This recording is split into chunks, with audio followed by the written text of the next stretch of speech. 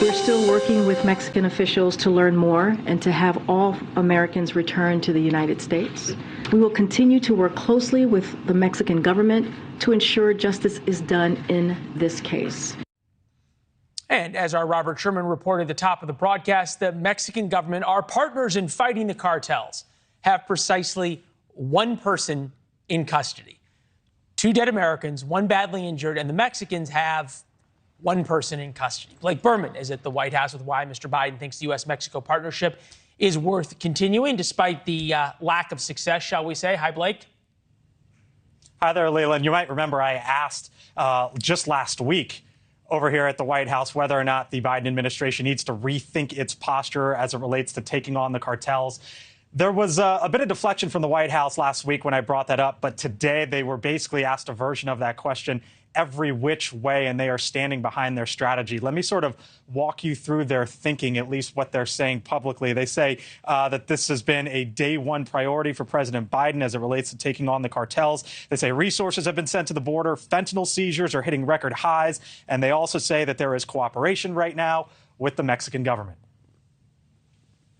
The president has secured record levels of funding for border security and management, and we have stepped up coordination with government of Mexico to ensure security along our shared border. But one thing they are not willing to entertain, Leland, is the idea that some Republican lawmakers have thrown out, which is sending more resources into Mexico, specifically military resources, and giving the president the authority to do that. The president, the Mexican president today, basically shot down that idea, as he said at one point earlier today, quote, President Biden has offered to me that they will respect our sovereignty, and we are grateful for that because we will not allow interventions by any foreign country. He goes on to say Mexico is not a colony. But Leland, over here at the White House, one question they will likely have to answer is why they believe that their strategy against the cartels is working. Keep in mind, as it relates to what's going on in Mexico, according to State Department numbers, in 2021, in the first 6 months of 2022, the last 18 months of which there's data, 100 Americans have been murdered inside Mexico, by far and away more than any other country in the world. And then when you look at what's happening on this side of the border, fentanyl-related deaths in 2022, more than 110,000. Of course, much of that fentanyl coming from across the border from Mexico. Yeah. Leland. Chief Washington Correspondent Blake Berman at the White House. Blake, keep asking the questions. We appreciate it. Chris Hahn now with us, host of the Aggressive Progressive podcast. Blake said it best, right? Definition of insanity, doing the same thing over and over again. It's the same thing Clinton did, same thing Bush did, same thing Obama did, same thing Trump did, same thing Biden's doing. You can't expect a different result, yet that's what this White House keeps telling us we're going to get. It's complicated. Mexico is our top trading partner. You think we have supply chain troubles now? Let's go to war with Mexico and see what happens. We won't be able to get a dishwasher for 3 years in this country.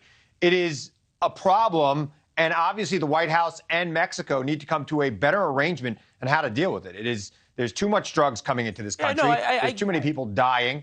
I get all that. But let's be clear. This is a very complicated problem that is more than just a cartel problem. It is a supply and demand problem. Okay, hold on. There is a great demand Chris, for drugs in this country, and we're not doing enough to combat that part of it. Fine. Granted. Okay. But ISIS was a complicated problem, too. Okay. And we sent Delta Force and a number of Predator drones over there to take care of business, and it ended. This is Ned Price, the State Department spokesperson on the cartel designations, meaning should we declare them terrorist organizations rather than cartels? Take a listen. We have laws on the books. We have designated these criminal organizations, these drug trafficking organizations, consistent with the authorities that we as a government have. Look, the cartels are waging war. We can all agree on that. We can all see their tactics. They are acting like ISIS does. They control large swaths of ground. They are de facto governments. And the administration's playing cops and robbers and trying to convince us that should work. Just from a PR and messaging standpoint, we're losing, are we not? The terrorist thing, I don't know about losing, but the terrorist designation, quite frankly, was abused by this country by three presidents. And I think that we can't just label somebody a terrorist and then go to war, particularly with our biggest trading partner, Mexico.